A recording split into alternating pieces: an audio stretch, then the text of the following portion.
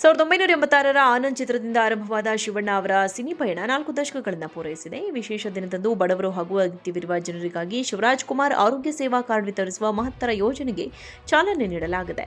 ಈ ಕಾರ್ಡ್ ಮೂಲಕ ಆಸ್ಪತ್ರೆಗಳಲ್ಲಿ ಚಿಕಿತ್ಸೆ ಪಡೆಯಲು ಸಾರ್ವಜನಿಕರಿಗೆ ದೊಡ್ಡ ನೆರವು ಸಿಗಲಿದೆ. ಇನ್ನು ಇದೇ ವೇಳೆ ರಾಜಕೀಯ ಪ್ರವೇಶದ ಕುರಿತು ಮಾತನಾಡಿದ ಶಿವಣ್ಣ, ತಮಗೆ ನಟ ದಳಪತಿ ವಿಜಯ್ ಅವರಂತೆ ರಾಜಕೀಯಕ್ಕೆ ಬರುವ ಯಾವುದೇ ಉದ್ದೇಶವಿಲ್ಲ, ಸಮಾಜ ಸೇವೆಯ ಮೂಲಕವೇ ಜನರೊಂದಿಗಿರುತ್ತೇನೆ ಎಂದು ಸ್ಪಷ್ಟಪಡಿಸಿದ್ದಾರೆ.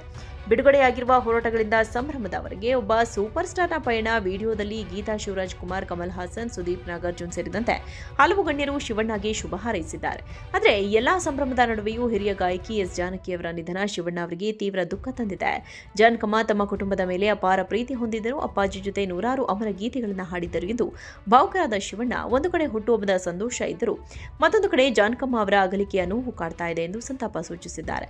ಕ್ಯಾನ್ಸರ್ ವಿರುದ್ಧದ ಹೋರಾಟದಲ್ಲಿ ಗೆದ್ದು ಸಾವಿರಾರು ಮಂದಿಗೆ ಸ್ಫೂರ್ತಿಯಾಗಿ ನಿಂತಿರುವ ನೆಚ್ಚಿನ ನಟನಿಗೆ ಇಡೀ ಕರುನಾಡು ಜನ್ಮದಿನದ ಶುಭಾಶಯಗಳನ್ನು ಕೋರ್ತಾ ಇದೆ.